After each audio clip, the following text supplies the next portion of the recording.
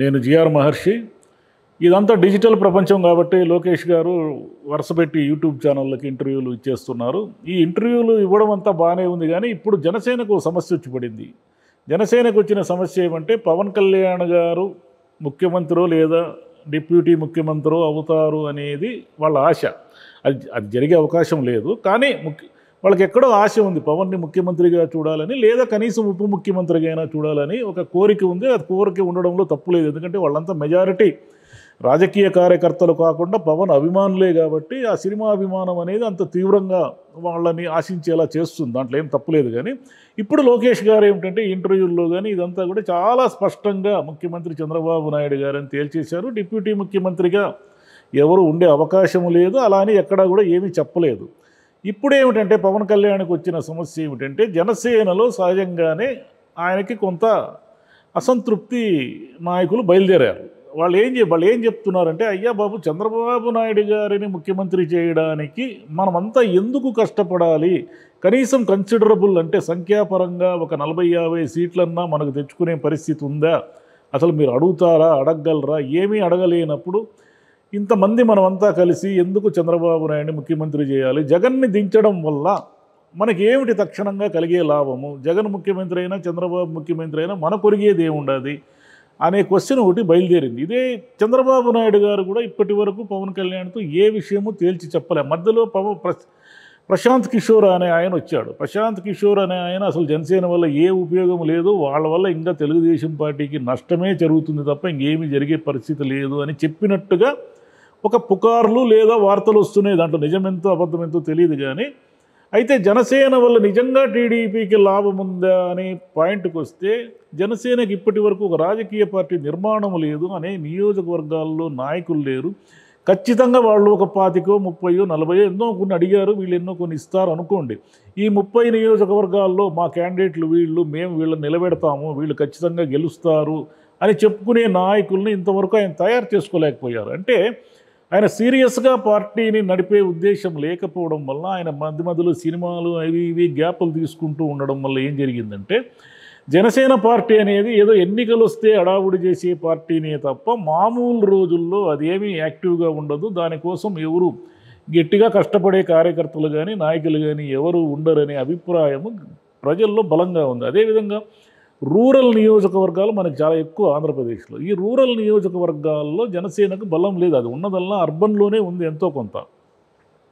రూరల్లో వచ్చేసరికి చాలామంది పల్లె ప్రజలకి, చాలామంది పల్లెటూరులో ఉన్నటువంటి సాధారణ ఓటర్లకి జనసేన పైన ఎలాంటి అభిప్రాయం లేదు. అవును, పవన్ కళ్యాణ్ గారిని గెలిపించాలి, పవన్ కళ్యాణ్ క్యాండిడేట్ని గెలిపించాలి అనే మూడ్ వాళ్ళకి లేదు. దానికి కారణం ఏమంటే వాళ్ళకి నాయకులతో కానీ, ఆ గుర్తుతో కానీ, ఆ పార్టీతో కానీ ఏమీ పరిచయం లేకపోవడం వల్ల. అంటే పునాదులు లేకి, పల్లెటూరి పునాదులు లేకి జనసేన పార్టీ వెళ్ళలేకపోయింది. వెళ్ళలేకపోవడానికి కారణం ఏమంటే పవన్ కళ్యాణ్ గారు నాన్ సీరియస్గా ఉండడమే. ఆయన ఎప్పుడో వచ్చి హఠాత్తుగా మీటింగులు పెట్టి జగన్ని తిట్టడమే తప్ప తన పార్టీని నిర్మించుకోవాలి, తన పార్టీకి ప్రాణం పోయాలి అనే మూడు ఆయనకు లేకపోవడము, అంత సమయం ఆయన కేటాయించకపోవడం వల్ల జరిగిన నష్టం ఇది.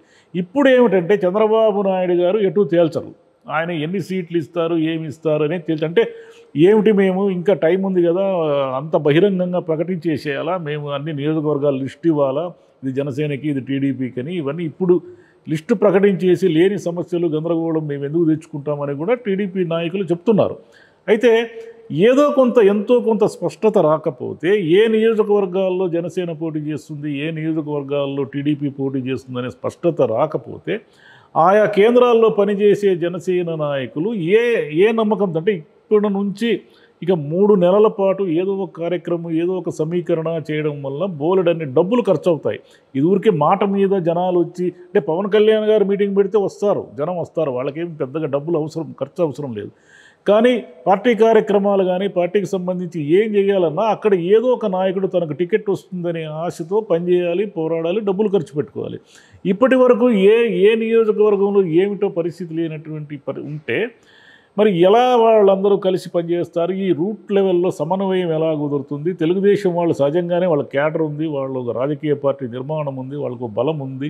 వాళ్ళు చూస్తూ ఒక 40 సీట్లు వీళ్ళ కోసము, 30 సీట్లు ఎంతో కొన్ని, కనీసం 25 అడక్కపోతే పవన్ కళ్యాణ్కి ఇక్కడ జనసేనలో గౌరవం ఉండదు. ఎందుకంటే 25-30 సీట్లు కూడా లేని దానికి ఇంతకాలం మనం ఎందుకు భుజాన మోసాము, ఎందుకు ఇంత పార్టీ మీరు సభలు పెట్టారు, వారాహి అన్నారు, ఇవన్నీ అన్నారు. 175లో కనీసం ఒక 20-30% కూడా మనం తెచ్చుకోలేనప్పుడు, పోటీ చేయలేనప్పుడు ఎందుకు అనే క్వశ్చన్ సహజంగానే వస్తుంది. అది న్యాచురల్. ఎందుకంటే పవన్ కళ్యాణ్ గారు కూడా ఆలోచించాలి ఆ సీట్ల వ్యవహారంలో. ఇప్పుడు ఈ గోలంతా ఆయన మెడకు చుట్టుకొని ఆయన 3 రోజులుగా జనసేన ఆఫీసులో సమాలోచనలు జరుపుతున్నట్టుగా వార్తలు వస్తున్నాయి. అంటే అదేవిధంగా విదేశాల్లో ఉన్నటువంటి జనసేన మద్దతుదారులు, అభిమానులు వీళ్ళందరూ కూడా ఏమైనా సరే పార్టీ కోసం మనం కొంత ఫండ్ ఇచ్చి, పార్టీ కోసం ఖర్చు పెట్టి పార్టీని బతికించాలి. ముఖ్యంగా కాపు సామాజిక వర్గం చాలా గట్టిగా పవన్ కళ్యాణ్ వెంట నిలబడటానికి ప్రయత్నిస్తూ ఉన్నప్పుడు ఏదో వాళ్ళు కాసిన్ని సీట్లు అలా ఇచ్చేసి ఆ కాసిన్ని సీట్లలో కూడా ఎన్ని కిరికిరలు పెడతారో తెలియదు. అంటే ఇదంతా ఏదో జగన్ పార్టీ వాళ్ళు వీళ్ళకి సయోధ్య ఎప్పటికీ కుదరకుండా చేస్తున్న రాజకీయము అనే ప్రచారం కూడా ఉంది. అయితే ఇవన్నీ కాదు. వాస్తవంగా గ్రౌండ్ లెవెల్లో ఏమిటంటే తెలుగుదేశము మేజర్ షేర్ తీసుకుంటుంది, పవన్ కళ్యాణ్కి చాలా తక్కువ సీట్లనే ఇస్తుంది అనే క్లారిటీ అందరికీ ఉంది. పవన్ కళ్యాణ్ గారికి ఆ క్లారిటీ ఉందో లేదో తెలియదు, కానీ జనసేన నాయకులకు మాత్రము లోపల ఈ అసహనము, అసంతృప్తి ఉంది. ఇవన్నీ కూడా రేపు అంటే ఒక నెల రోజుల్లో 2 నెలల్లో ఏదో ఒక కొలిక్కి వస్తాయి, నోటిఫికేషన్ వస్తుంది. కాబట్టి ఇవన్నీ కూడా ఒక నెల 2 నెలల్లో ఎలా అంటే కేవలం వైసీపీని ఓడించడం కోసం వీళ్ళంతా ఏకమై ఏమైనా సరే జగన్ని గద్దె దించాలి, ముందు తర్వాత మనము పదవులు పంచుకుందాము అని అనుకుంటారంటే అది కూడా డౌట్. ఎందుకంటే పదవులన్నీ టీడీపీకే ఉంటాయి, జనసేనకి ఎందుకు ఉంటాయి?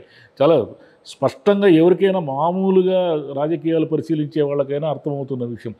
జనసేన ఏం చేసినా కూడా ఈ ఎన్నికలు, ఈ సీట్ల పంపకం ఇవన్నీ జరుగుతున్నప్పుడే గట్టిగా పట్టుబట్టి తమ పార్టీ గట్టిగా టీడీపీ అలయన్స్లో పనిచేయాలంటే తమకు కూడా ఒక గౌరవప్రదమైన వాటా ఉండాలి, గౌరవప్రదమైన సీట్లు ఉండాలని కోరితే తప్ప పవన్ కళ్యాణ్ గారి జనసేన పార్టీ ముందు దూసుకుపోయి ముందు బతికి ముందు ఒక రాజకీయ పార్టీగా నిర్మాణాన్ని చేసుకునే దశగా ఉండే అవకాశం ఉంది. లేదంటే లేదు. అది పవన్ కళ్యాణ్ గారి చేతుల్లోనే ఉంది.